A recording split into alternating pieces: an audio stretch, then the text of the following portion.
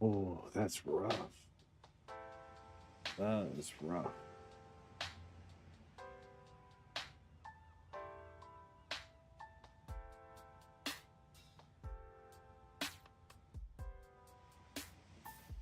Bear Grylls. Now, what's going on? Bear Grylls is still a thing? Does he still have a show? He's got to be old. His show was on like regular cable TV when I was younger. Who knew? 50 years old.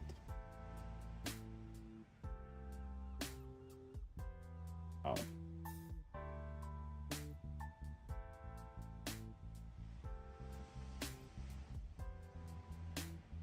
The floof. Oh, Bear Grylls has it figured out. I think Jesus would really struggle with 99% of churches nowadays. So says Bear Grylls. Man versus Wild, Running Wild with Bear Grylls, and Bear Grylls Escape from Hell. Interesting. I did not know Bear Grylls was such a devout Christian. What a beautiful thing.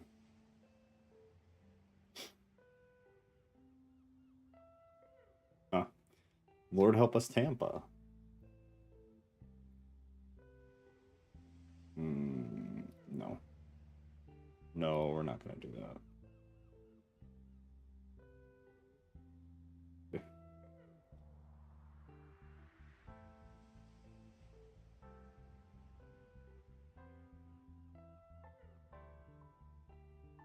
Our job in life is to stay close to Christ and drop the religious, drop the fluff, drop the church if you need to.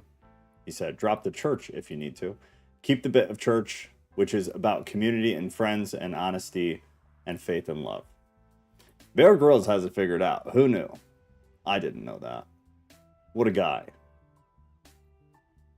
Bear Grylls' comments, which were met with both praise and controversy, because he told the truth, reflected his belief that faith is about survival, a spiritual survival that demands honesty, vulnerability, and a deep connection to something greater than oneself. What a wild thing. Totally forgot it was Thursday. It sure is. It sure is. I do not need my glasses. I have contacts in today. Thank you, though. I'm good. Surprisingly. All right. If you're watching this later, there is a Discord. We have a Discord. There's a link pinned to the top of the live chat, and there's a link in the description of the video and on all the other videos on that YouTube channel. So no matter how horrible you are at social media, you should be able to find it.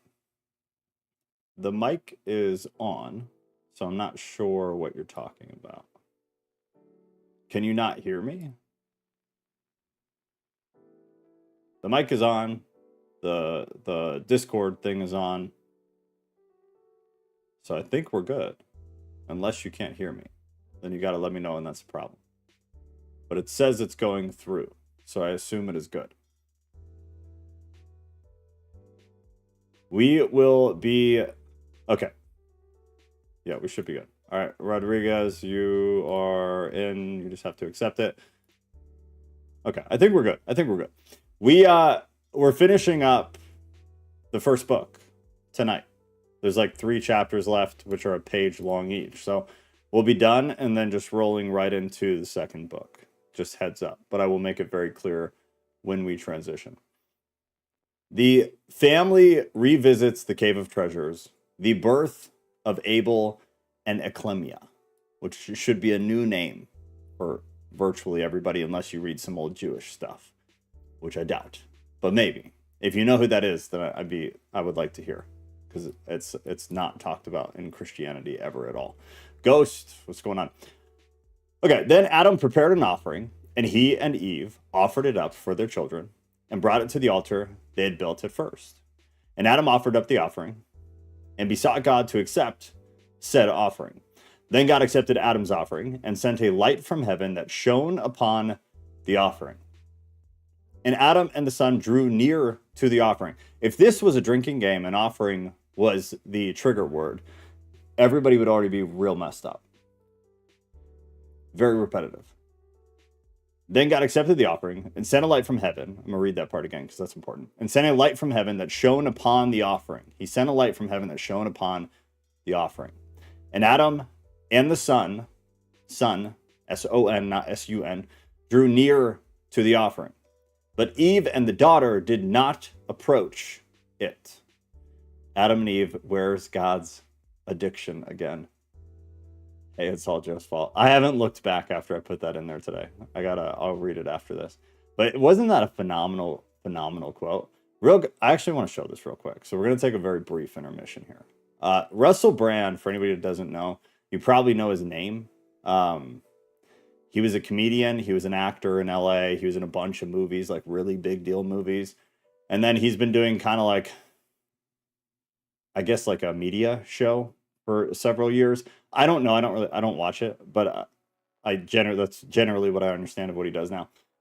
Recently, I want to say within the past year, because he was a real like new age woo-woo spiritual guy, like all yoga and the new age scene. And then I believe this year he got baptized and completely converted into like Christianity. And from what I gather, very similar Christianity to kind of like what we talk about, where from what I understand, he's kind of opposed to like the system of church and those types of things. And it's more hippy dippy. Yeah, exactly. But it's more like what Christ actually was, what it meant spiritually.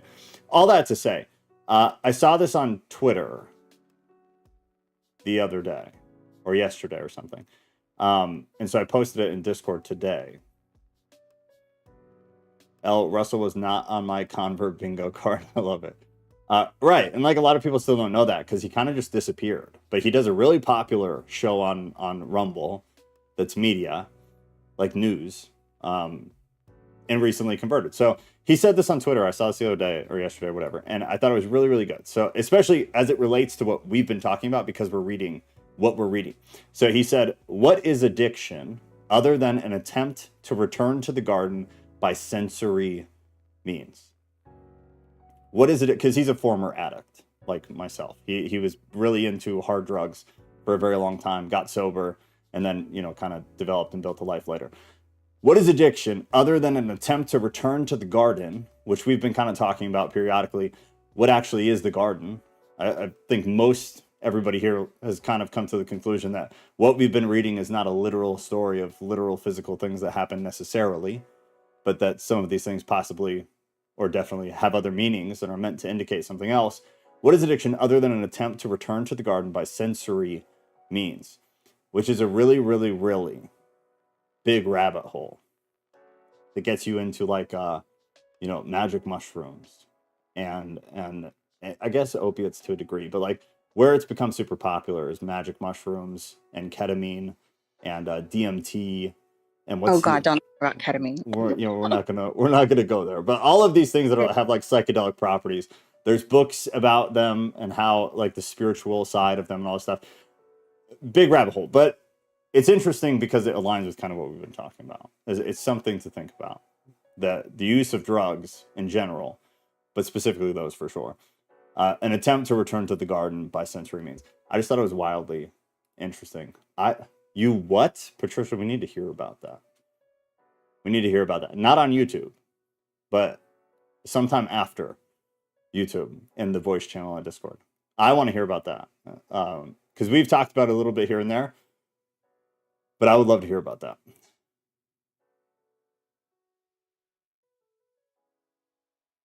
Hand Joe my request to be excommunicated, please. Nobody gets excommunicated. I still want to do an episode about all that. Yeah, eventually we will. We talked about it a bunch.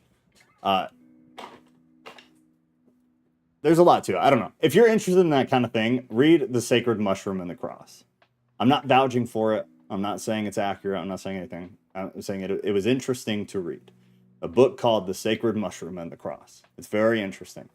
It puts holes in the Bible. So just be aware of that. Yeah.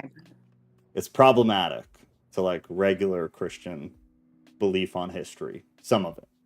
So just who's the author? I don't know, but I can get it for you. Hold on. I was just curious. John M. Allegro. Okay.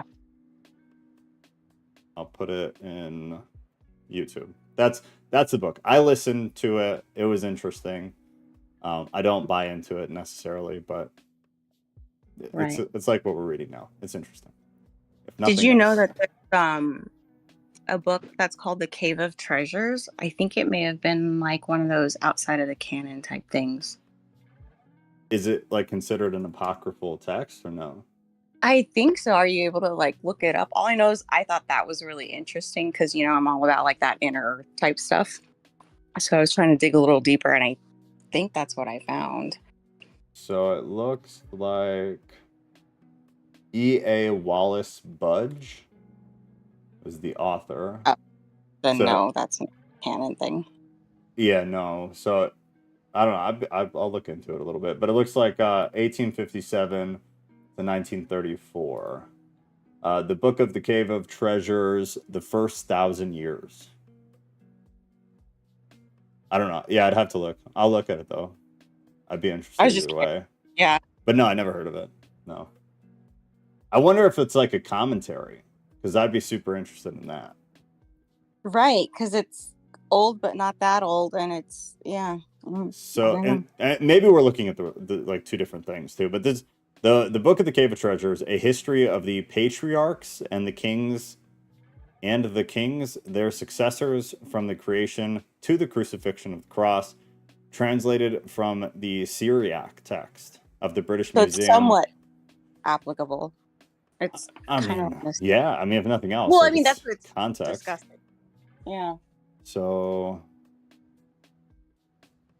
yeah, I would read it. I'm gonna look at it. It looks like it's available for free through Google Books. I'm still interested in the Book of Giants, though. Again, to anybody who's interested, there's a link to what I'm looking at. Yeah, no, I want to read the Giants book for sure. But this is interesting too. I wonder what they get into.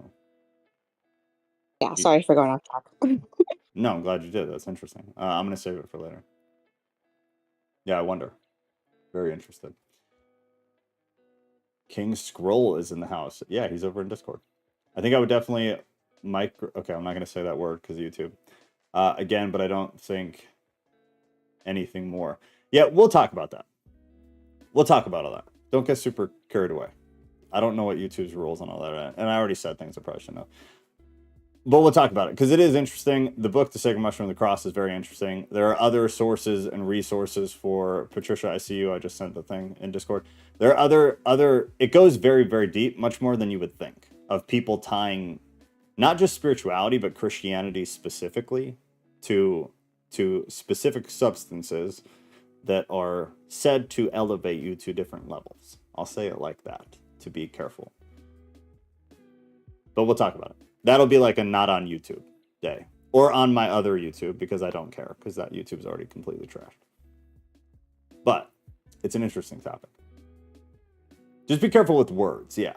Cat's right. Be careful with the words, because this channel has been very clean, and I'd like to keep it very clean. But on the other one, which is where Tuesday nights will be, when that starts, it's total free reign, because I don't care. They already completely doxed that channel. Do we ever talk about the cutting of roots and incantations? I think maybe a little when we did the witches thing, but not a lot. But maybe not at all. I don't remember, honestly. Okay, because that one I know is specifically drug related. Yeah. One of those things they taught them. That. Yeah, I mean, that can be in the same one, right? Like we can talk about that at the same time. Yeah. There's definitely stuff to talk about, is the point, before I start reading again. There's definitely things to talk about, whether, you know, regardless of how you feel about the substances themselves. There's a lot there. There's a lot of history there. There's just a lot. It's much deeper and more interesting than you would think, probably. Language, like specific words, Mikkel, like kind of the thing that we're dancing around talking about right now. I'm sure it's fine. But I just want to be careful on this channel because we haven't ruined it yet. We ruined the other one, so I'm happy to keep ruining that one. But if we can keep this one clean of that stuff, that would be ideal. Ideal. Okay, going back. So the Lord accepted the offering. Remember, though, in case you got distracted by all of the D-word conversation, Adam prepared the offering, took it to Eve and to the children. They went to the altar, where Adam offered it up, as he was wont, asking the Lord to accept his offering, remembering that Eve and the daughter did not approach, so they did not come. Adam and the son drew near to the offering. And the Lord accepted the offering of Adam and Eve. Then Adam, Eve, and the children drew near together. So now the girls are there, and came down from the mountain rejoicing. But they returned not to the cave in which they were born, but came to the cave of treasures, in order that the children should go round it and be blessed with the tokens brought from the garden. I'm going to guess that this has significance, either very soon or probably very soon, because we're at the very end of the book. They both returned not to the cave in which they were born, but to the cave of treasures. I'm sure Ghost has a theory about this, if he thought about it. So maybe at some point he'll bring us that. They did not go where they were born. They went to the cave of treasures, in order that the children should go round it and be blessed with the tokens brought from the garden.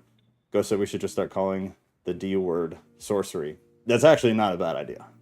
It's relatively accurate. It's relatively accurate. But after they had been blessed with these tokens, they went back to the cave in which they were born, and the plot thickens. Okay, I apologize if this is annoying, but I want to try to get this figured out in my head. So at first, they did not go to the cave that they were born in. They opted to go to the cave of treasures. Why? So that the children could go round it and be blessed with the tokens brought from the garden. But after they had been blessed, the children, not the adults, after the kids had been blessed with the tokens, they went back to the cave in which they were born. Interesting. However, before Eve had offered up the offering, Adam had taken her and had gone with her to the river of water, in which they threw themselves at first, and there they washed themselves. Adam washed his body, and Eve hers also clean, after the suffering and distress that had come upon them. But Adam and Eve, after washing themselves in the river of water, returned every night to the cave of treasures, where they prayed and were blessed, and then went back to their cave, where the children were born. There has to be something here. Ghost said tokens is interchangeable with signs. Right. I wonder what they're talking about. Right. And the order is odd to me. The round and round. Why here, there? Why there, here? Is interesting to me. And I assume there has to be some kind of significance to it. No, I wouldn't say it's currency. I think he's right. If you look at like the use of tokens in a lot of the older literature, it was used for like a sign, an indication of something. So did Adam and Eve until the children had done so. Okay, I'm not just going to roll into that sentence because it's a weird sentence. Let me reread this part. So Adam and Eve, after washing themselves in the river of water, returned every night to the cave of treasures, where they prayed and were blessed, and then went back to their cave where the children were born. So did Adam and Eve until the children had done sucking. Then, when they were weaned, Adam made an offering for the souls of his children, other than the 3 times he made an offering for them every week. Other than the 3 times he made an offering for them every week. When the days of nursing the children were ended, Eve again conceived. So we're adding 1 to the pack. And when her days were accomplished, she brought forth another son and daughter. And they named the son Abel and the daughter Aklemia. Then at the end of the 40 days, Adam made an offering for the son, and at the end of 80 days, he made another offering for the daughter, and did by them, as he had done before by Cain and his sister Luluwa, Luluwa, because it sounds weird coming out of my mouth, so I'm sure it sounds weird on your end. Luluwa. He brought them to the cave of treasures, where they received a blessing, and then returned to the cave where they were born. This is going to drive me insane. After the birth of these, Eve ceased from childbearing. Why? I need to reread the last 2 chapters, is exactly what I'm thinking. Like, I feel, but I bet it doesn't add clarity. So that's probably what it was. What's that? She went through menopause. That's what happens. What do you mean? At the end? Because she stopped Childbearing? Yeah. I mean, possibly, yeah, for sure. But then, like, compare that to other Old Testament stories where women are producing children at fucking 390 years old. Right. So they just had it later. They had it when they were 500 years old or whatever. I mean, possibly, yeah. You have no idea. Fair point. Fair point. Yeah, I don't know. I'm gonna read the past 2 chapters, like Ghost said. I need to reread the last 2 chapters. I agree. That's what I was thinking during this, but I don't think it will help. Is my guess. So I'll do it later tonight, but I don't think it's gonna help because I feel like we ended in a place that did not preface us with anything to make this make sense. But I hope I'm wrong because otherwise it's gonna kind of drive me crazy. I'm gonna relate it back to the tree of good and evil. And the tree of life. Maybe the 2 caves are similar to the 2 trees. I don't know. Maybe in a sense, possibly. But there's obviously, very obviously significance. It's like back and forth, back and forth. These things happen there. These things happen there. They go here and then they come there. I don't know. It's gonna have to be one that I reread again. But I am personally gonna probably read the past 2 chapters, even though it seems like it won't help. But hopefully it does. And then maybe the next chapter will glean some light. Possibly. Mikkel said, my bet is that the Cave of Treasures is the Son of Man as a chrysalis. That's an interesting theory, yeah. Huh. Go said, if the Son of Man is Adam Kadmon, that is the network I harp on all the time.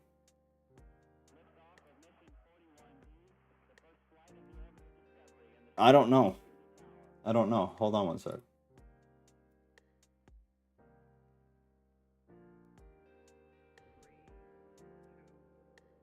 You think? I don't know.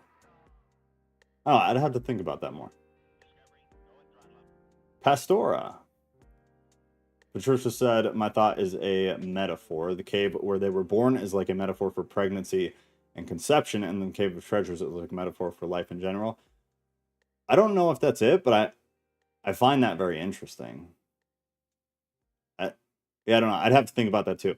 I think based on like the past, the rest of the past of the text, like the earlier parts of the text, I don't know if I would agree, but that's an interesting thought. I have to think about that. That's interesting. Yeah, I'm not sure. Either way, it's going to drive me insane because they whoever the author is very specifically tied different things to each cave, and I'm wondering why.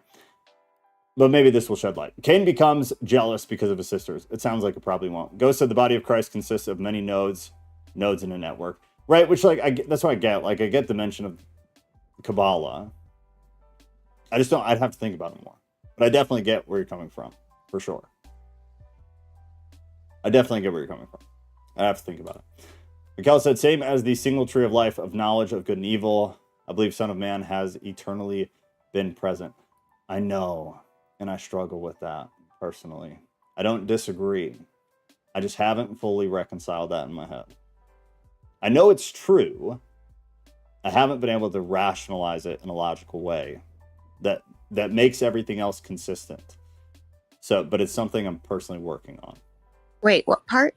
Mikkel said, same as the single tree of life or knowledge of good and evil, I believe the Son of Man has eternally been present. Which makes sense. Oh. And I think most people believe that the Son of Man has been eternally present. Yeah. Right. I know you're the one that's yeah. I struggle with it. But I totally get it and I don't disagree. I just have a hard time reconciling other things. So it's something I'm working on, y'all. I'm trying to figure it out. We all are. Warm weather, but well. Isn't warm weather a good thing? No, it's supposed to be fall, dude. I live in Vegas, you guys. Well, not where you live. Not where you live, in hell. Oh my god. Yeah, it is hell. It really is. I'll be complaining for warm weather in a couple of months. Nope. I'll take the cold. You could always put on a jacket. Come here for the ice storm. Patricia said because they went back into the cave where they were born to give birth to another child. Right, which is why I find what you said really interesting. I just don't think it works with the because we've heard about the caves the whole time intermittently, and I don't know if that relation would work for the other mentions. But in the context of that chapter, I really like that. I think that's interesting because you're not wrong. I just don't know if it would work on a larger scale of interpretation for the rest of the book, because we have the Cave of Treasures come up multiple times, and the other cave came up not as often, but often enough. And I don't know if the comparison would work for the earlier sections, but it's really interesting for that chapter, and it still may apply. It doesn't mean it's wrong. It makes me wonder. It's okay, Joe. I'm glad. Thank you. I need the acceptance of my inadequacy in accepting a very common fundamental Christian belief. I'm working on it. All right. Cain becomes jealous because of his sisters, and the children began to wax stronger. Very interesting use of a word. To wax stronger and to grow in stature.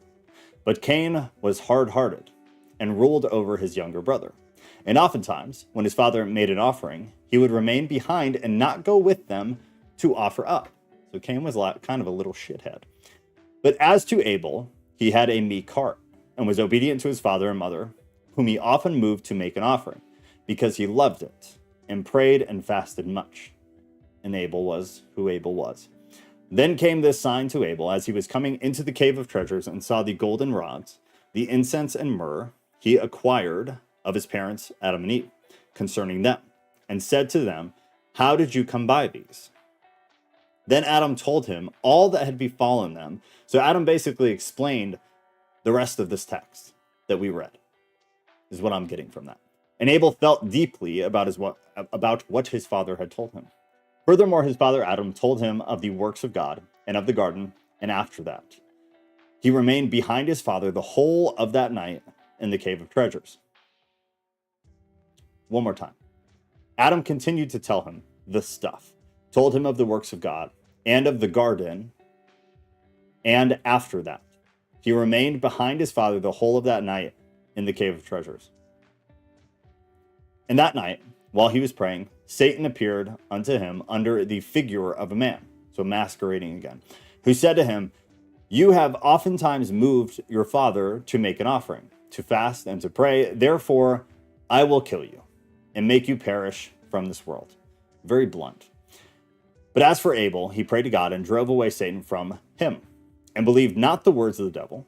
Then, when it was day, an angel of God appeared unto him, who said to him, "Shorten neither fasting, praying, nor offering up an obligation unto your God, for lo, the Lord has accepted your prayer. Be not afraid of the figure which appeared to you in the night, and who cursed you unto death." And the angel departed from him. So the devil comes in and says he's going to kill him. Abel basically goes to God through prayer, and then gets a message from an angel, which is a message, telling him to not stop doing what he's doing. Continue doing what you're doing. Don't worry about it. It's no problem. It's not a big deal. Then when it was day, Abel came to Adam and Eve and told them of the vision he had seen. But when they heard it, they grieved much over it, yet said nothing to him about it. They only comforted him. But as to hard-hearted Cain, Satan came to him by night, showed himself, and said unto him, "Since Adam and Eve love your brother Abel much more than they love you, and wish to join him in marriage to your beautiful sister, because they love him, but wish to join you in marriage to his ill-favored sister, because they hate you." So backtrack real quick. Abel came to Adam and Eve after his vision, is what they're calling it. The vision, or the experience or encounter with the angel, where the angel told them to chill, everything would be okay. They heard it from Abel. They grieved over it, like they were worried about it, but they said nothing to him about it. I wonder if it's because of their past experience with those types of things. Because think of how many times Satan came to Adam and Eve as angels, like masquerading as angels, oftentimes. So I wonder if they are worried about that, or I wonder if they're worried about what happened after that, where then Satan went to Cain. Because they knew Abel would probably deal with it well, regardless of who it actually was, whether it was a true message from God, an angel, or if it was Satan masquerading as an angel. And so are they worried that if the same thing happens to Cain, he's going to blow it? If it happens to be Satan, he's going to blow it. We'll see. So Satan did the same thing. Came to Cain, and like, really, this is super, very much an instigation, right? Your brother is going to marry your beautiful sister. You are going to marry the ill-favored sister because everybody hates you. Now, therefore, I counsel you.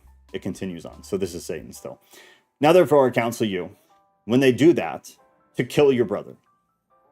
Then your sister will be left for you, and his sister will be cast away. So kill your brother so that you get to steal his wife, which is the prettier, from what I'm gathering, of the two sisters. And Satan departed from him, but the wicked one remained behind in the heart of Cain, who sought many a time to kill his brother. Christ is a generator, so is the cave, so is the iron core. Oh, God dang it. Yeah, I'll have to reread that last part too, or the part you're referencing, because I know what you're referencing, and now I want to look at it again. The wise men bringing baby Jesus incense and myrrh. I thought about that too. Yeah, but then I wonder, like, it's kind of common. The incense and myrrh thing, it was kind of common in the Jewish world. Like, it was relatively common. So I don't know, but I did also think about that. I wonder about Like that. when you give birth, that's common. Well, no, just as gifts in general. Like, they weren't uncommon gifts, and they weren't uncommon, like, fixtures in And gold? stories. Well, not more or less than gold. I just mean in general. Incense and myrrh were No, like, no, no. they were I common think gold things. was, yeah, I think gold was the other gift, I thought. Yeah, but For I mean, Christ. right, Not, yeah. And gold was like currency, so you're going to see it a lot more in other contexts. But incense and myrrh were like, I don't know if I'd go so far as to say they were common household things back in the day, but like they were relatively common things. They're in a lot of stories. You see them as gifts, somewhat common. I wonder if this is why we get that there's 3 wise men. I think like last week when you read it, it talked about 3 of them, right? 3 of who? The wise men. In this book? Yeah, I forgot who it was that came and brought the. Oh God, no! It was and the angels. The angels brought it. Okay, well, whatever. There was 3 of them, I think. I'll have to look. You might be right, actually. Yeah. Does anybody remember? Because I think she's right. When those things were brought, was it 3 angels that brought them? No, there wasn't 3 wise men in scripture.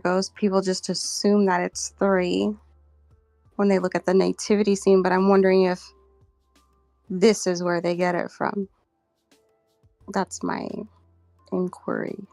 Yeah, there's a lot of argument about the wise men thing too. A lot of people get real pissy about the like the Christmas, like where they're from, decorations. Yeah. Well, if they were even 3, like there's right, a whole controversy of it was 1 dude that brought everything. No, it was 3 dudes that brought everything.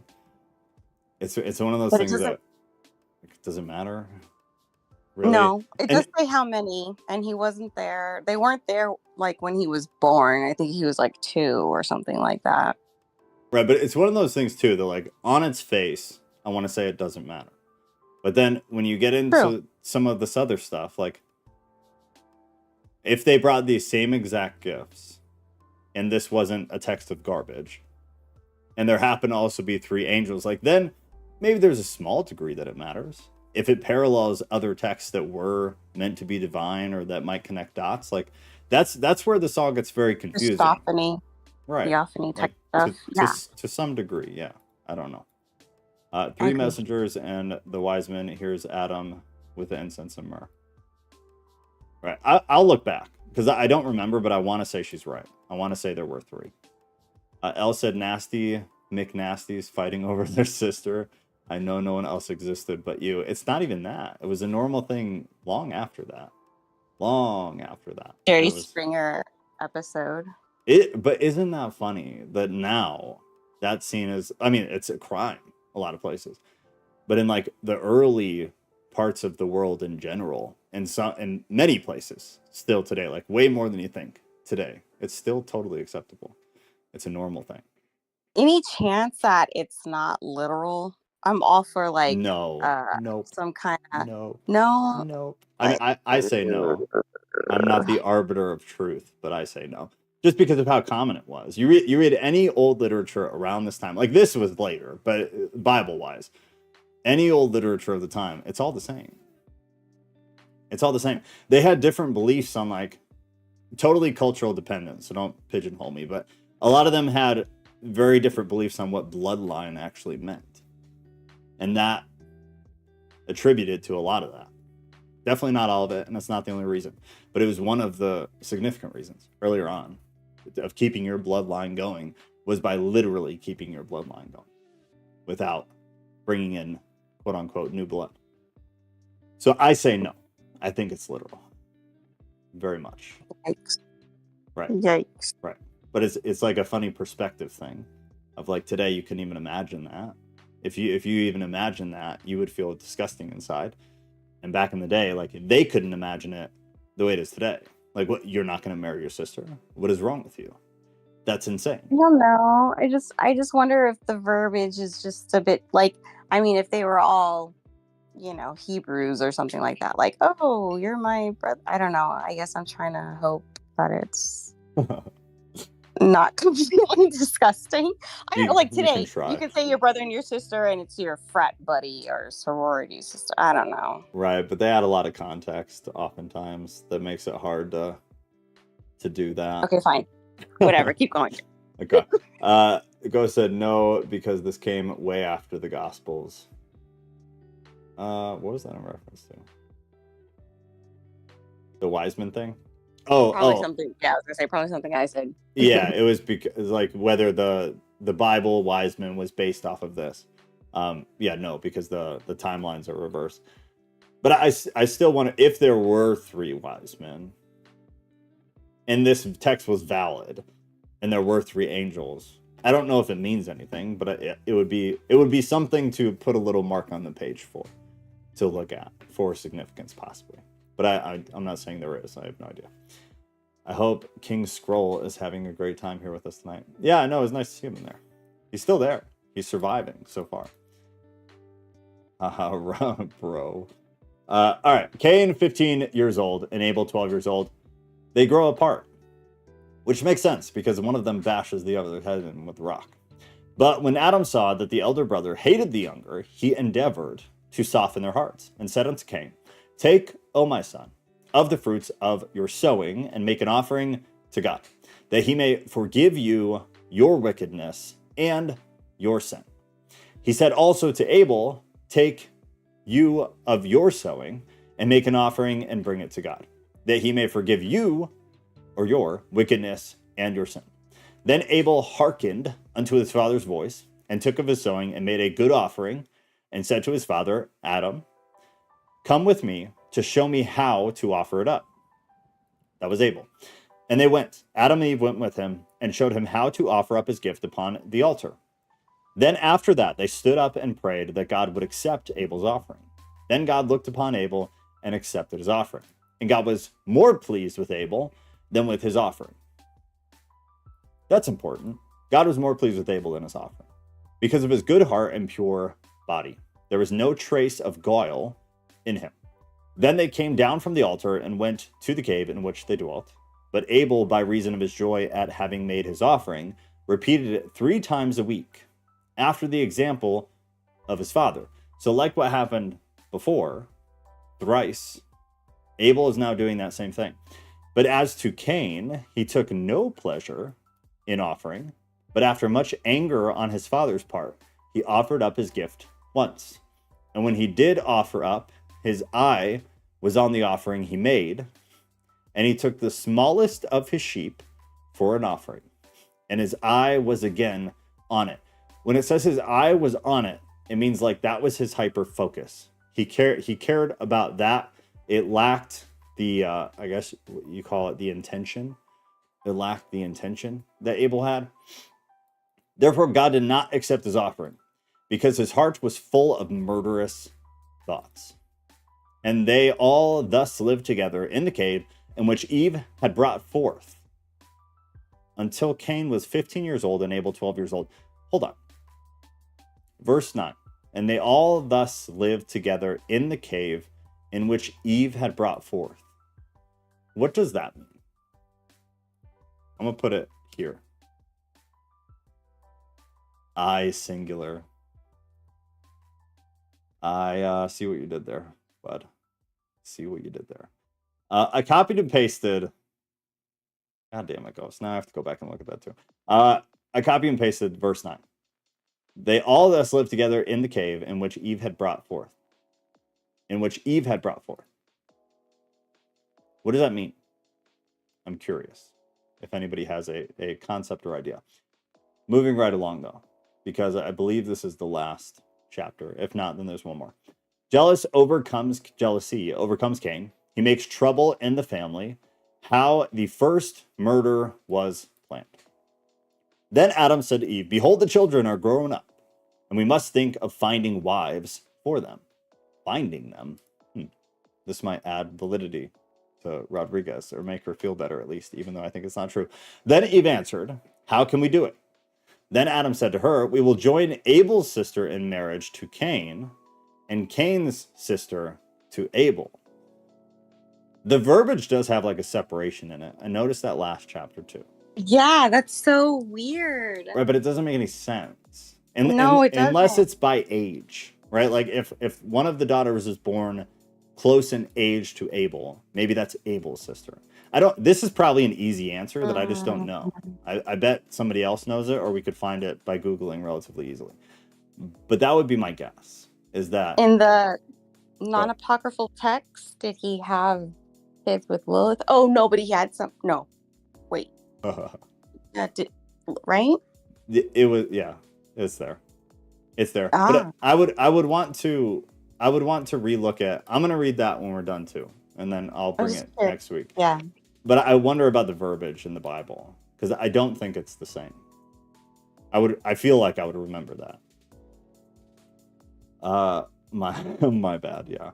No, I have like 5 notes here of things I have to go back when we're done. It means the rent was too damn high and they had to live together at 12 and 15. Unless the serpent is Cain's pappy. Oh my god. It's probably age related, right? If I had to guess, that's probably what it is. Yeah, 12 and 15. I mean, it was the time, man. It was the time. Elle said maybe Eve was a wanderlust hunter-gatherer type, and she found a cave for the family, or found meaning, founded like the founder of the home because she's a homemaker. Maybe. What I thought of was actually what Patricia said, where she made kind of a relation to childbearing and pregnancy. I thought that was interesting, because the way that last thing was worded, it made me think of what Patricia was talking about. I don't know if that's true. It's just the first thing that popped in my head. But I don't know. I don't know. The wording of a lot of the stuff just like makes you really think. Okay, so we're doing some incestuous marriage here. Then said Eve to Adam, I do not like Cain because he is hard-hearted, but let them bide until we offer up unto the Lord in their behalf. That's pretty brutal for your mom to be like, I don't like him. He's kind of an asshole. And Adam said no more. Meanwhile, Satan came to Cain in the figure of a man of the field and said to him, behold, Adam and Eve have taken counsel together about the marriage of you two. And they have agreed to marry Abel's sister to you and your sister to him.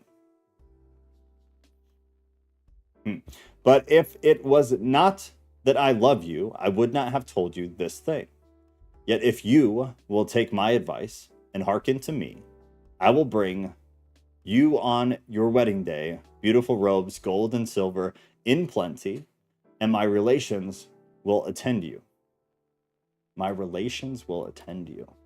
Then Cain said with joy, where are your relations? And Satan answered, my relations are in a garden in the north, whither I once meant to bring your father Adam. But he would not accept my offer. But you, if you will receive my words, and if you will come unto me after your wedding, you shall rest from the misery in which thou art, of which you are. And you shall rest and be better off than your father Adam. At these words of Satan, Cain opened his ears and leant towards his speech. And he did not remain in the field, but he went to Eve, his mother, and beat her, and cursed her, and said to her, why are you about taking my sister to wed her to my brother? Am I dead? His mother, however, quieted him, and sent him to the field where he had been. Eve told him to shut up and go back to work, basically, after being beaten, and cursed at. Then when Adam came, she told him of what Cain had done. But Adam grieved and held his peace, and said not a word. Then on the morrow, Adam said to Cain, his son, take of your sheep, young and good, and offer them up to God. And I will speak to your brother to make unto his God an offering of corn. Unto his God an offering of corn. That's an interesting way to word that. They both hearkened to their father, Adam, and they took their offerings and offered them up on the mountain by the altar. But Cain behaved haughtily towards his brother, and thrust him from the altar, and would not let him offer up his gift upon the altar, but he offered his own upon it, with a proud heart, full of guile and fraud. Fraud added later, is a guess by me. But as for Abel, he set up stones that were near at hand, and upon that he offered up his gift, with a heart humble and free from guile. Cain was then standing by the altar on which he had offered up his gift, and he cried unto God to accept his offering, but God did not accept it from him. Neither did a divine fire come down to consume his offering. But he remained standing over against the altar, out of humor and wrath, looking towards his brother Abel, to see if God would accept his offering or not. And Abel prayed unto God to accept his offering. Then a divine fire came down and consumed the offering. And God smelled the sweet savor of his offering, because Abel loved him and rejoiced him. Abel had real good intentions and was not a fraud. And because God was so well pleased with him, he sent him an angel of light in the figure of man who had partaken of his offering. Hold the phone, y'all. Hold on.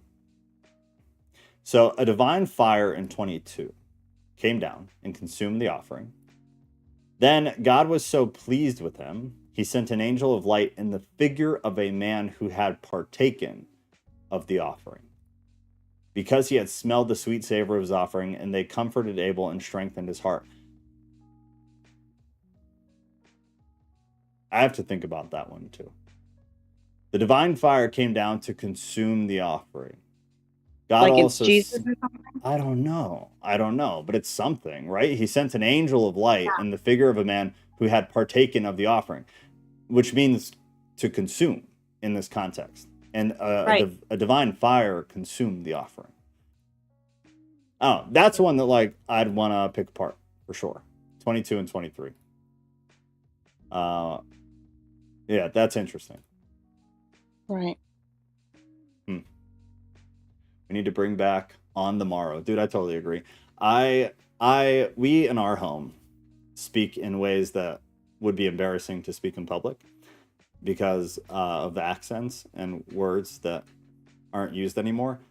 And that is one that definitely needs to be added to the old chest, is on the morrow. Because it just sounds so much better. It sounds so much classier. The Renaissance did some things right. I'm pretty sure that was from before the Renaissance, but I feel like that's when you remember it the most from. Wow, wait, who was beat? Who was beat on the morrow? Two separate things, but Eve was beaten on the morrow is just a great phrase. Oh, here he goes again, Satan. And thus spanking your kid's ass was invented. It could be. Well, Satan came down as a figure of a man to like a few paragraphs ago. Satan came down as the figure of a man like 1,000 times in this book. So many different times. So many different times. So it's hard. It's hard. Significance-wise, it's very difficult to try to figure out if it even means anything. Ghost said, could divine fire represent satisfaction? if this is all just a psychological metaphor, like after you shed blood, sweat, and tears to create something. Maybe. But then I'd want to hear more about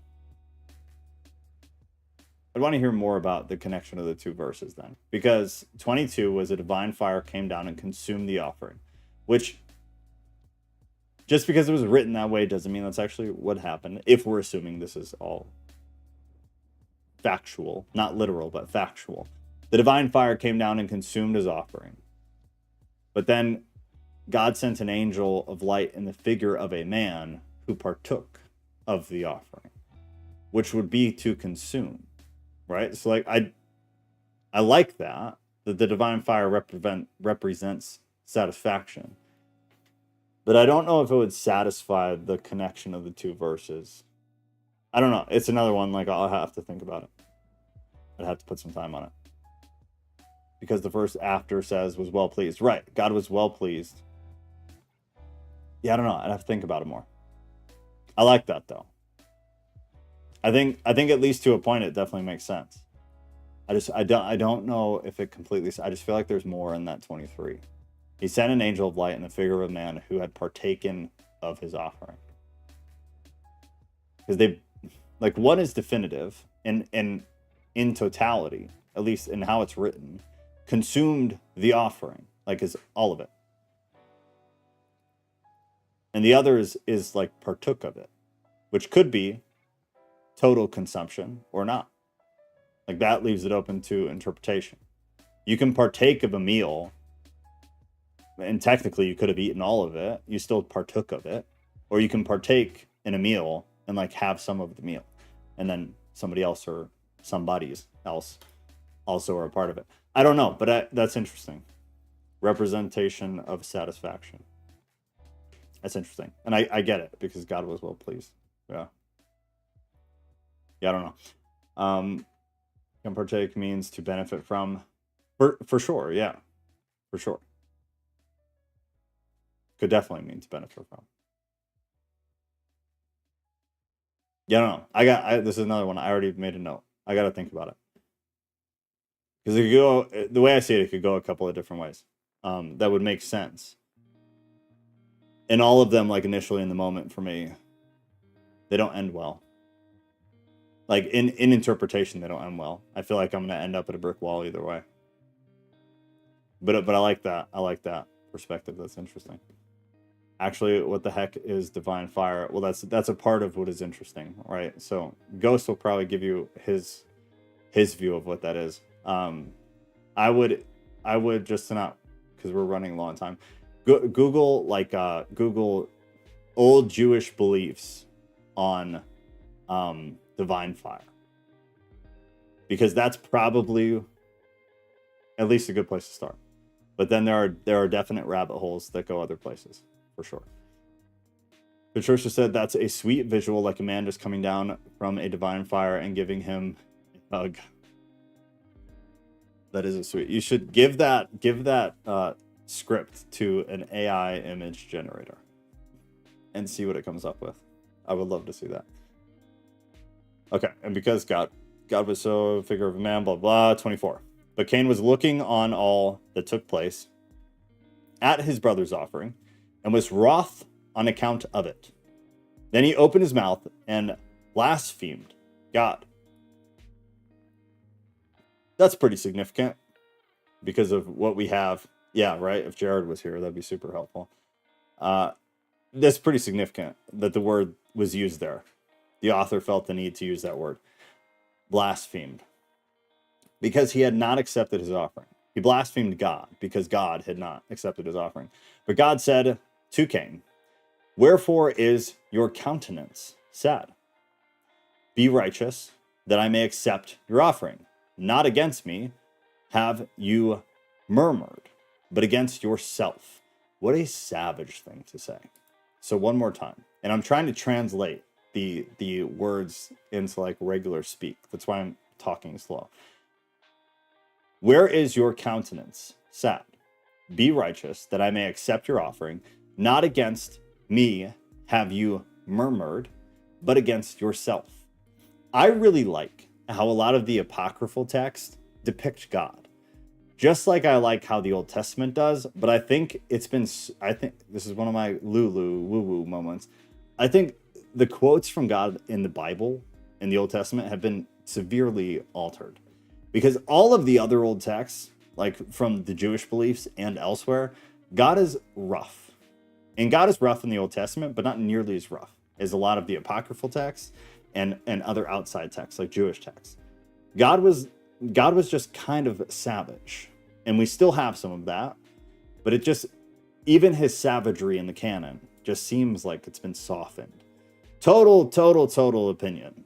I'm total opinion based on anecdotal education. But it always bothers me. Because that's just that's a savage thing to say. It's not against me you've murmured, but against yourself. You're an idiot. You are self-destructive. And God said this to Cain in a rebuke. And because he abhorred him and his offering, which is also kind of savage from God, you're not going to read that shit in the New Testament. And Cain came down from the altar, his color changed, and of a woeful countenance, and came to his father and mother and told them all that had befallen him. And Adam grieved much because God had not accepted Cain's offering. Couldn't have been surprised, though. But Abel came down rejoicing and with a gladsome heart. I love that word. With a gladsome heart. And told his father and mother how God had accepted his offering. And they rejoiced at it and kissed his face. And Abel said to his father, because Cain thrust me from the altar and would not allow me to offer my gift upon it, I made an altar for myself and offered my gift upon it. But when Adam heard this, he was very sorry, because it was the altar he had built at first, and upon which he had offered his own gifts. So Cain, being the little head that he was, kind of destroyed a tradition, in a sense.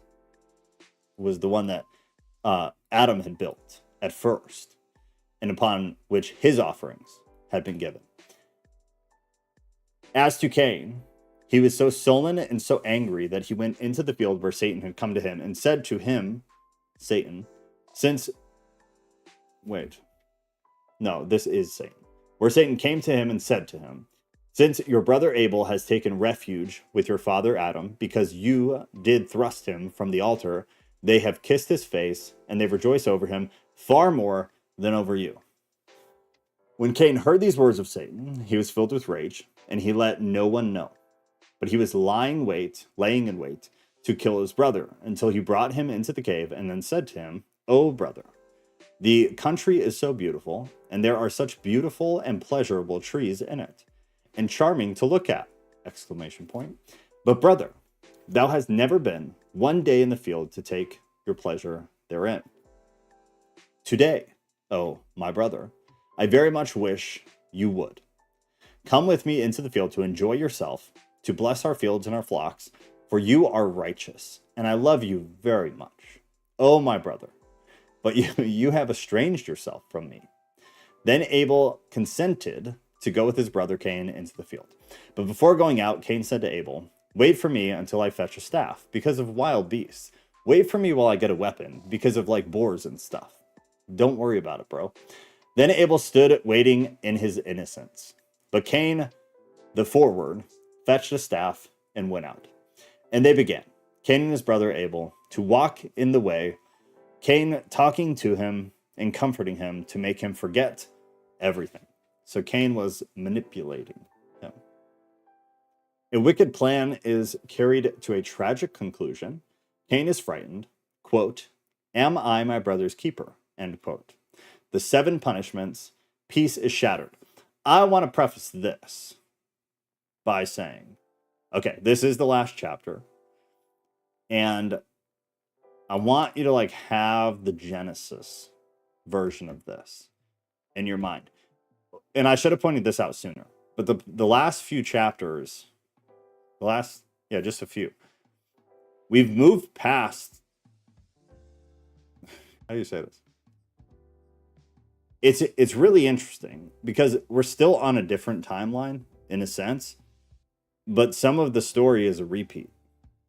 Right? He's just like his daddy. He's like his trifling daddy sitting there making excuses. Right. I mean, true. Very true. Am I my brother's keeper? And his daddy was like, well, the woman you put here. And I'm like, But that's totally true. Yes, 100%. But Yeah. what I mean is different. Is like the majority of this book has been post Genesis, and some of it at least seems to be on a different timeline, which is a part of why I don't believe it's literal at all. But if you take it literally, it's been on kind of a different timeline. But here towards the end, the timelines have kind of met. Where now, like, there's actual events that are in the Bible that are happening. That hasn't been the case, right? Like, for the most part, this has not mirrored or paralleled the actual canon, and right now it No, is.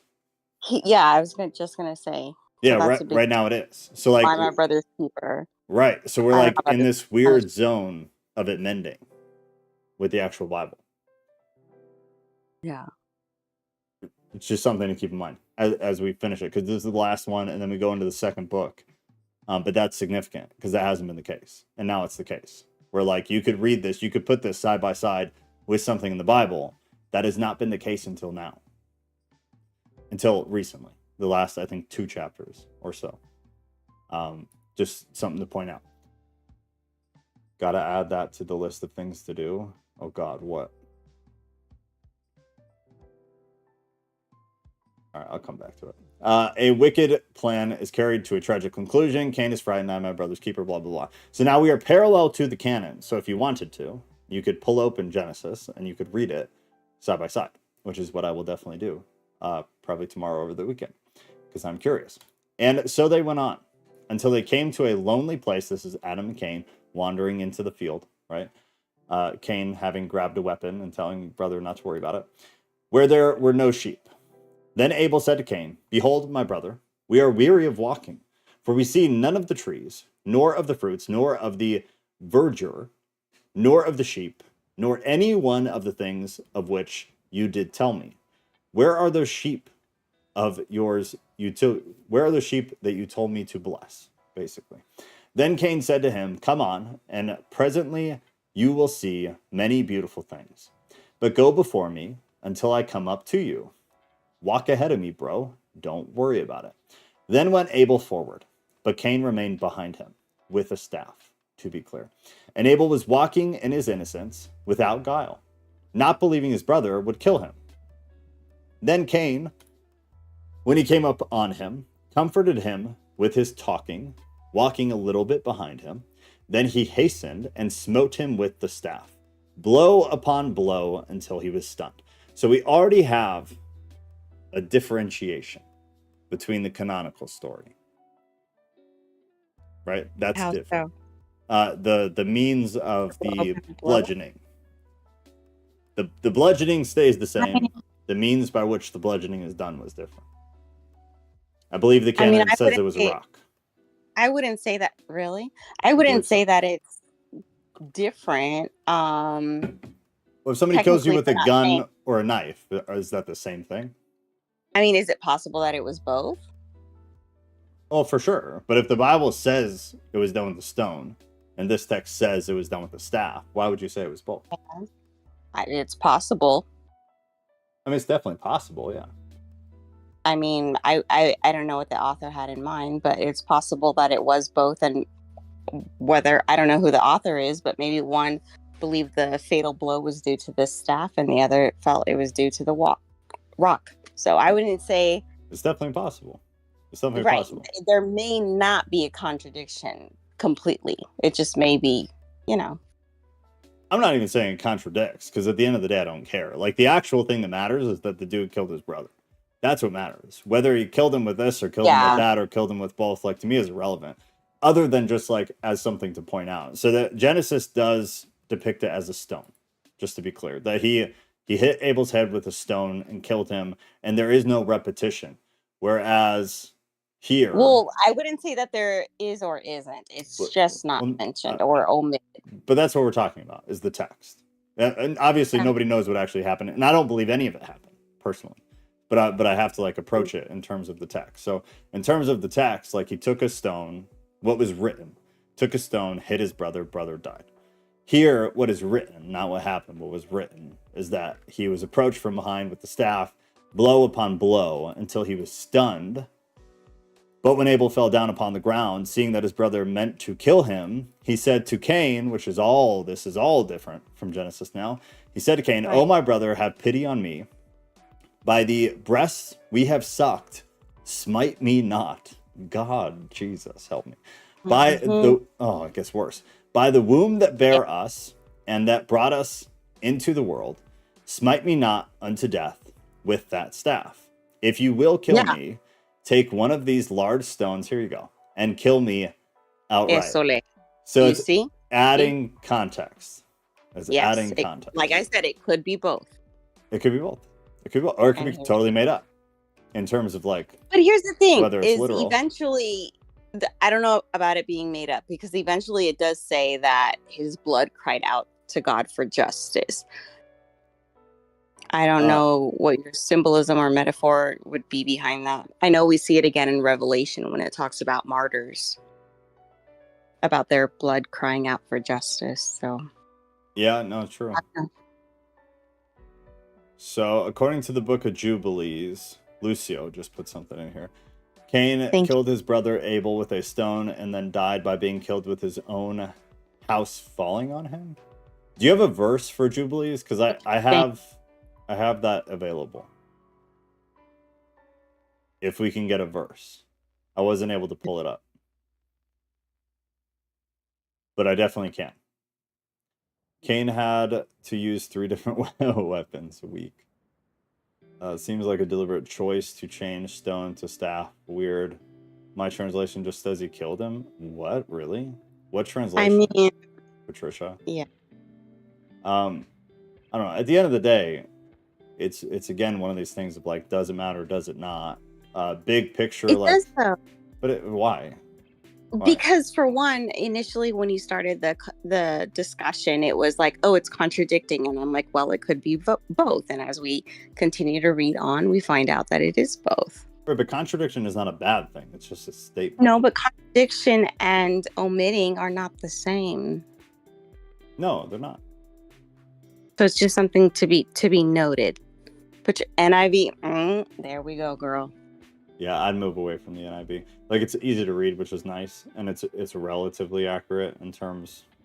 You tell me NLT, ESV, fine, but NIV. I mean, they all suck is the honest answer, but yeah, some are better than others. Yeah, I don't know. Big picture, does it change anything that is significant or essential? Not that we're aware of, or I guess not that I'm aware of, to be fair. But it changes the story for sure. If this is true, this adds a lot to the story. The biblical story has none of this. There's no conversation after, before the actual death. There's none of this. There wasn't another weapon. The biblical story, for sure, across the vast majority of English translations at the very least, is that he was hit with a stone, not repeatedly, once, and he fell and died. It says once? It says was struck with a stone and died. Okay, but it doesn't say once. Right, but you don't get to add words just because I know, want but to. you can't omit them either. I'm just saying. That's not omitting. Where's that? Here, I'll get the verse. Let me see. Yeah, I'm trying to pull it up too. Joe, I'm not trying to argue with you. I'm just trying to make sure that we're clear and concise on what is said, what is not said, versus just what isn't mentioned. What verse is it? I just want to be careful that we're not adding things because we want to. So the verse is 4:8. It says, Cain spoke to his brother Abel, and it came to pass when they were in the field that Cain rose up against his brother and slew him. But this, here, let me get a different one. Why? It doesn't say one blow. Well, no, but this is a trash translation. I didn't look at it first. Hold on. I looked at NKJV and it says the same thing. Are you seriously about to talk to me about the New King James Version? Okay, fine. All right, fine. Let me. Okay. All we ever read together is the ESV. So let me just try to pull this up. You look at ESV. I'll look at NLT. You said 4:8. Yeah, 4:8. So in the ESV, it just says Cain attacked his brother Abel and killed him in NLT. Okay, well, yeah, no, here's the ESV is the same actually. So now this is what I want to do. I want to get to the bottom of this because I'm open to the idea that this is just something that's been in my head forever, because now it's appearing that way. So somebody find out. Like, definitely not biblical. Sorry, I meant the book of Yeshur. Okay. Yeah, sure. That's pull it up. And I'm just kind of hold on. coming from the angle of they both can be true. We have to be clear and concise as far as just because it's omitted doesn't necessarily make it untrue. That's my stance. No, and I don't disagree at all. In the Apocryphal book of Yeshur, Cain kills Abel with his own spear while Abel is resting in the camp. Cain kills Abel after the two sons quarrel over leadership of the clan. Abel was a stealthy hunter who could kill without warning in the wilderness, and Cain lived in great fear of him. The book of Yeshur, also known as the book of the upright or the book of the just man, is a lost book mentioned in the Hebrew, blah, blah, blah, blah. Yeah, I don't know. If you have a link, Lucio, if you have a link, then I'll pull up the link. Because from what AI is giving us, that it was his own spear, not a plowing tool. So maybe that's a translation thing too, potentially. But while we get to the bottom of this, I want to figure this out. Is if anybody gets the time, and if you don't, eventually I will. I want to find out about what the Hebrew Bible says actually happened to Abel, specifically. In the canon. Yeah. No, the canon is Genesis. Genesis in Hebrew. Because I know Ghost and McKellar are like super deep in the Hebrew right now. So if you guys happen to come upon it or care to look at it, I would be curious, because now I only in English read the ESV, and it does not bring up the stone, but it's totally logged in my head as a stone. And I was convinced it was in the ESV. So now I'm wondering if this is something that I've just carried over the years. And I'm wondering whether I got it from studying Hebrew or whether I got it from something before that. So I'm curious, and I'm very open to being wrong. But my understanding, what's stuck in my head hard, is that it was a stone, and it was depicted as a single strike. I'm less confident about the single strike. I'm wildly confident about the stone. Right. Ghost says he's looking now. It's pretty vague. No mention of instrument used. Right. Interesting. Omission. Same thing with like staff and spear. I mean, who's to say that they weren't one and the same for him? I mean, there's just so much speculation. Again, omission is not necessary. Yeah. I wonder if that's like, now I'm like self-evaluating myself. I wonder if this is something I got from Catholic school, like as a small child. Everything, bro. We got to question everything. As a small child. No, I'm glad this happened. That's very good. So yeah, Genesis 4, no instrument mentioned. Interesting. So then I wonder where Yeshur got their spear from, and I wonder where whoever the author of this was got us Catholics ruin everything. I wonder whoever the author of this was got the staff. I could see you getting a staff and a spear potentially mixed up, possibly, not in actuality, but like as far as copying stories goes. But then there's so much context added to this. I'd really like to read the full Yeshur first, though. Lucio said, and Cain hastened and rose up and took the iron part of his plowing instrument, with which he suddenly smote his brother, and he slew him, and Cain spit the blood of his brother Abel upon the earth. You see what I'm saying? That sounds like it could be both the spear and the staff. Cain, whatever it is. See? You see? For sure. Or it could be neither. Lucio, what verse is that out of Yeshur? What's the address? I want to look at it, because what you're saying is specific. I assume you copied and pasted that. And what I'm finding is not that. It uses a spear. And I'm not saying you're wrong, to be clear. I would just like to see it because I'm curious. I still think it's metaphor for the mechanism of how entropy works. Not sure, though, curing the ground. Yeah, that's a whole conversation, I guess.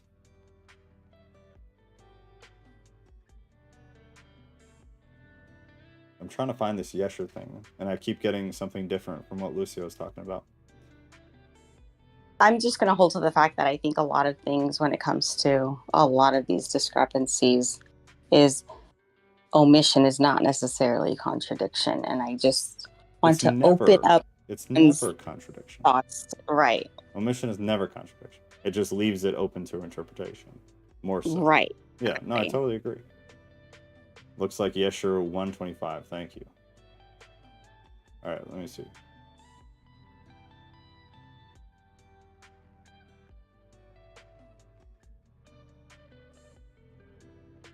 And Cade hastened and rose up and took the iron part of his plowing instrument, there it is, with which he suddenly smote his brother and slew him.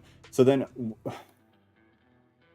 why is AI? Is this this has to be a translation thing then? What language was Yeshur written in? If anybody knows, I don't know. We're almost done anyways, right? We're almost done anyways. So kind of. Actually, this is Jared, if you're listening, we so need you. Okay, here's what we're gonna do, because I gotta go. I'm gonna finish this chapter because it's a bit long and it's already 7:15. But I would like to get to the bottom of this if we could figure it out. So what we've gathered so far is that most of the English translations, contrary to what I said, because I truly believed it, was that there is no mention of his head being bashed in with a stone. It's just very vague. Ghost has now looked up in Hebrew that it is very vague. So those are accurate. I wonder where I got the stone from. We now have Yeshur saying one thing, a different translation of Yeshur saying something else. Plowing equipment killed Abel, or a spear killed Abel. I have it in my head from probably my childhood in Catholic school, or all four. A rock. And then we have this forgotten text of Eden saying that it was, a staff. So we have four potential tools: a rock, plowing equipment, a spear, or a staff. If anybody is able to get to the bottom of this, I would genuinely like to see it, because it's interesting. I'm very invested in this at this point. Well, so I'll do some looking too. What? One thing I just wanted to say is, I know you're kind of like, oh, does it matter? And to some degree, I would argue that it does, because it lets you know how much we're conditioned to believe versus like what was actually stated, if that makes any sense. No, for sure. That principle, for sure. But whether the actual item that killed Abel mattered or not, that's what I was talking about. My psychological trip here of remembering something that seems to be not true, that really matters. Because that's conditioning. I've been conditioned to believe that there was a stone, and it's appearing that I don't know where that even came from. And I totally believed it. Yeah. That matters a lot. I could not agree with that more. Back to what I was saying, because it just kind of adds to the validity or not, because then it makes you want to throw out the baby with the bathwater, just because they were assuming certain details that were omitted, Yeah, that part matters. I totally agree. Same, Lucio, maybe not. I have to think about it more. Lucio said they probably didn't have iron. Maybe that's why it's not accepted into the Bible, but just interesting to me. Yeah, either way, it's interesting. Again, Nat said, with the possibility of them not understanding the gravity of death, I think it could matter based on the brutality of the matter he killed him with. Potentially, yeah. So let me clarify real quick. Everything matters. It's like, to what degree does it matter? And 9 times out of 10, when I'm talking about does it matter or not, it's like, is it essential or not? And essential would be classified as things that have to do with like salvific outcome. That's considered to be essential in like theology and biblical studies. Is if it leads to or has some relation to the salvific outcome, the salvation of the person, that's considered to be essential. Like, to be called a Christian church, you have to at least have general beliefs about salvation, Jesus Christ, and God. Otherwise, you're not a Christian church, and nobody will recognize you as a Christian church. Everything else is what we call like non-essential. The argument, though, is like non-essential stuff does matter. And we had the example earlier tonight of something that, for the most part, it's not essential. The 3 wise men, the 3 angels. It doesn't matter. Like, on a large scale, our souls being saved or damned, if we figure out whether it was 3 wise men or 3 angels in this story, comparatively, no. So it's considered non-essential. But that's not to say it doesn't matter. And if we find that there were 3 wise men, and we find that there were 3 angels, and they gave similar gifts, and both texts were truly inspired by God, like, it matters. It's just not essential. So how much does it matter? To what degree does it matter? Just for clarity's sake. Now, it said one swipe of a blade versus beating with a rock, very different. Right, in a brutality sense, for sure. Well, in that case, it don't matter. But it kind of does. I want that to be clear. It kind of does. It's just like, on which scale does it matter? Does it matter in terms of saving people? No, so it's not essential. But it still matters. Like, the 90% of what we talk about doesn't matter in terms of salvific law, but like, it matters to us. We care. We all waste a bunch of our time looking at things that are not essential because we're all very interested with them. I bet angels are pretty wise. Shut the hell up. God damn it. Ugh, ghost. Ugh. I bet angels are pretty wise. I'm going to be reading this evening. I think it matters because it confirms the validity of the author of the book. Yeah, for sure. In terms of that, definitely. You're a terrible person, Ghost. All right. I gotta read. I gotta go. We were on Cain, the hard-hearted and cruel murderer, took a large stone. Okay, yeah. So here, which is what I remember. So now I'm really believing I got this from Catholicism. I'm very much believing that, and I'll figure it out later tonight, because it just doesn't show up in any of the texts that I've read for the past 10 years. So he took a large stone and smote his brother with it upon his head until his brain is oozed out, and he weathered in his blood before him. And Cain repented not of what he had done. But the earth, when the blood of righteous Abel fell upon it, trembled. The earth trembled as it drank his blood, and would have brought Cain to naught for it. What a descriptive paragraph. And the blood of Abel cried mysteriously to God to avenge him of his murder. What? Yeah. No, that's what I was saying. Yeah, go ahead. And the blood of Abel cried mysteriously to God to avenge him of his murder. Then Cain began at once to dig the earth wherein to lay his brother. For he was trembling from the fear that came upon him when he saw the earth tremble on his account. He then cast his brother into the pit he had made and covered him with dust. But the earth would not receive him, but it threw him up at once. Again did Cain dig the earth and hid his brother in it, but again did the earth throw him up on itself. Until 3 times did the earth thus throw up on itself the body of Cain. Wild. The mighty earth threw him up the first time because he was not the first creation, and it threw him up the second time, and it would not receive him because he was righteous and good, and was killed without a cause. And the earth threw him up a third time, and would not receive him, that there might remain before his brother a witness against him. Significance there, for sure. 15. And so did the earth mock Cain, until the word of God came to him concerning his brother. The earth mocked Cain. There's a lot of attributes being given to the earth right now, which is interesting because you don't get that in Christianity much. Then was God angry and much displeased at Abel's death, and he thundered from heaven, and lightning went before him. And the word of the Lord came from heaven to Cain. The word of the Lord has been the minority used throughout this entire text. The word of God has been the majority used. The word of the Lord, off the cuff, I'd say has been used less than 5 times. Whether that's significant or not, I don't know. But the word of the Lord God came from heaven to Cain and said unto him, Where is Abel, your brother?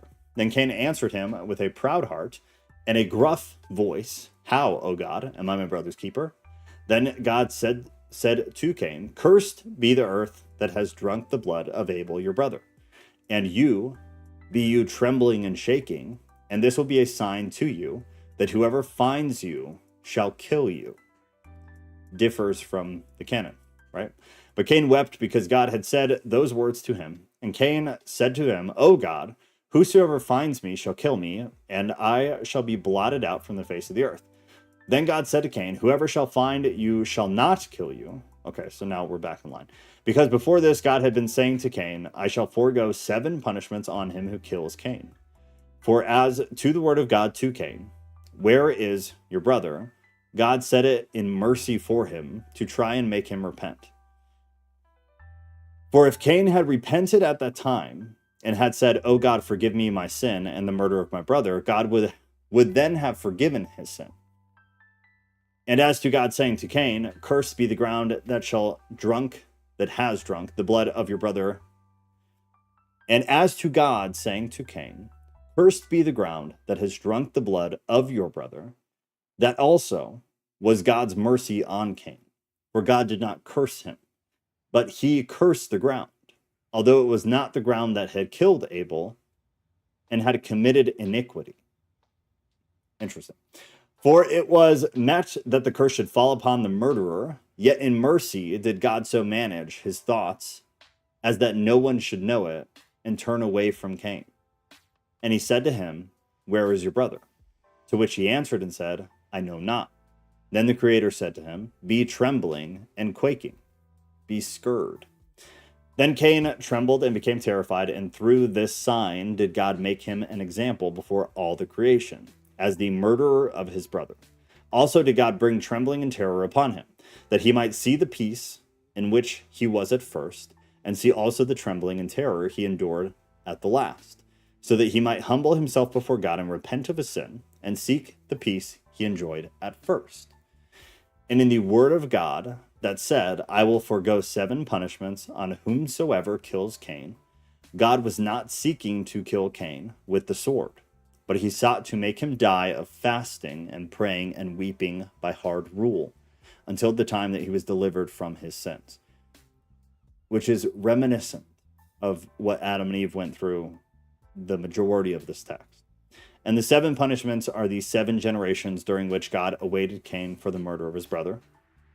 But as to Cain, ever since he had killed his brother, he could find no rest in any place, but went back to Adam and Eve, trembling, terrified, and defiled with blood. Oh, this answers my question in the Discord about if Cain is immortal. I didn't see that. I have to go look. To die of so don't get caught on that. To die of fasting, where is it?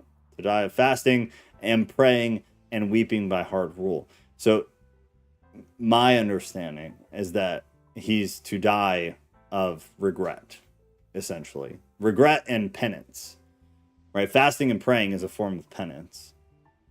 And weeping by hard rule, I would interpret that as regret for his sins, until the time that he was delivered from the sin. I just see it as penance, which would make sense with other Old Testament literature. Little God was cheeky. Where is your brother? Like he doesn't know everything ever, forever, and before. Right. It's the anthropomorphism of the Old Testament, which isn't new, right? Abel was a zombie confirmed. Yeah, I don't know. This is another one. I've got like 6 things that I'm gonna reread tonight, and this is now one of them. I wanna look into this whole first, I guess, 10 verses and see. Either way, super interesting. I feel like it's such a bipolar text. Like this thing, we're done now. To be clear, we're done with the first book, so we'll start chapter 1 of book 2 next week. But this has just been wildly bipolar. Like this is a total head F, because it was just so much of the same stuff over and over with very slight differentiation. And then there were several times where it just completely threw you for a loop. And this wild sub or side quest starts and everything gets crazy for a minute. And then it like diverts back to the mean. Very odd. Yeah, totally, because in the canon, it just says no one can kill Cain, but doesn't explain this further. Right, which is kind of the whole thing. Like, this was meant to add context. That was kind of the author's goal. At least it seems in some respect. What a good read. Yeah, it's interesting. And so now, book 2, like, we're not done. We're halfway done. Book 2, admittedly, is shorter. But I've skimmed through it a bit. And it's good. Go said, I think the ground being cursed means a lot more than just we have to plant crops to live. We are the ground. Yeah, the thing about cursing the ground, and then what was it? I said something about it. I was reading it. I don't remember. But the the way the earth was talked about differs from the Old Testament, differs from the Bible in general. It's more reminiscent of like Mesopotamian stories than it is of like old Jewish stories. The Jews didn't really seem concerned about writing that into their stories of the earth, and there just wasn't like that connection really. But other cultures definitely did have it. There's some Egyptian, but they weren't big on it either. Mesopotamian was a good bit though, and then some cultures later were too. Hanging Jesus on the cross was a curse. Yeah, in a literal sense. I wonder how close some of these books were to getting in the canon. Curious. Anybody know? Yeah, I do know. We'll do a Tuesday on that. I mean, I know as well as I could know. I don't know for sure. Nobody in the world does. But we tend to have a decent idea of when the books were taken out. Because it's not that they didn't get into it. It's that they were taken out of it. Which is my gripe with the Bible that you hold today. Because that changes things. It would be different if some texts never made it to the Bible. That is different, in my opinion, than the fact that they were in the Bible and then they were removed. That's right. I hope that makes sense. Deuteronomy 21, 22, and 23. Hold up. If a man guilty of capital offense is put to death and you hang him on a tree, his corpse shall not remain on the tree overnight. Right. Which is why I said, like, literally, yeah. Literally, it's a curse. Yeah, but I assume you mean more than that.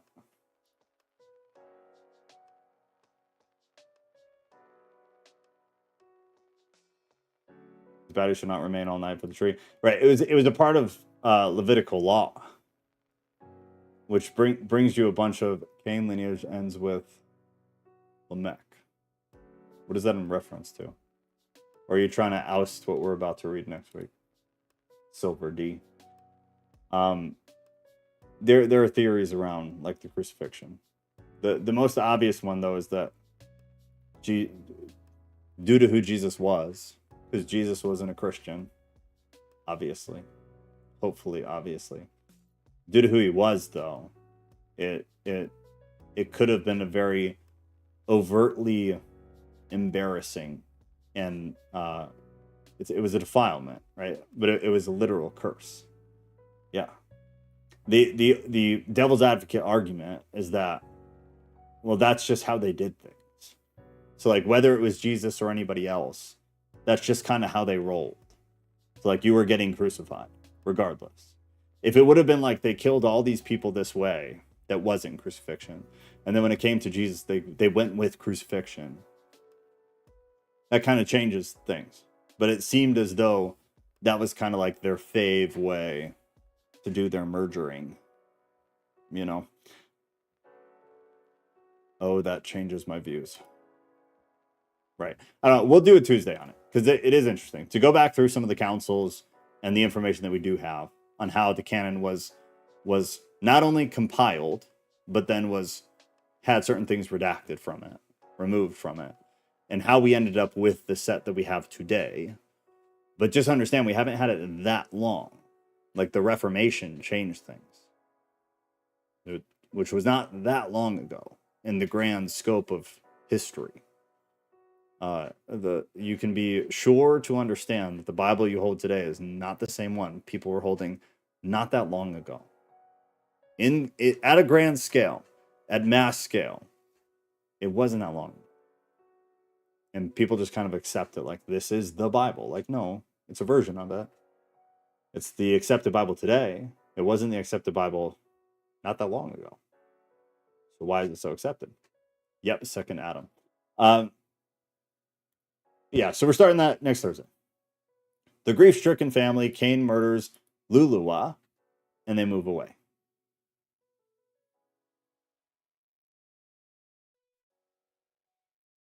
It's gonna be good.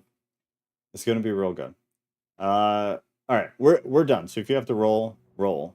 But a couple of housekeeping things real quick. The Tuesday deal, probably, I mentioned this on Sunday, but probably not this coming Tuesday, but I'm hoping for the following Tuesday. And it appears that we'll try 6 p.m. and see. And just see how it goes.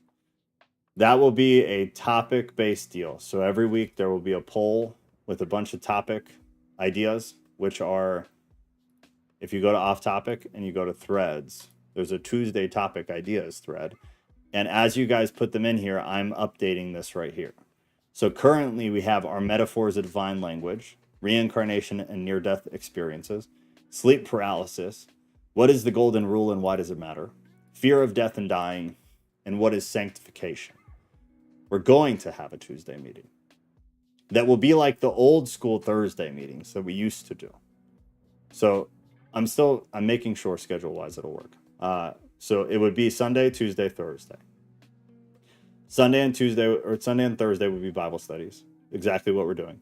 Tuesday would be what we used to do on Thursday, which would be these topics. It's going to be like the old school, right?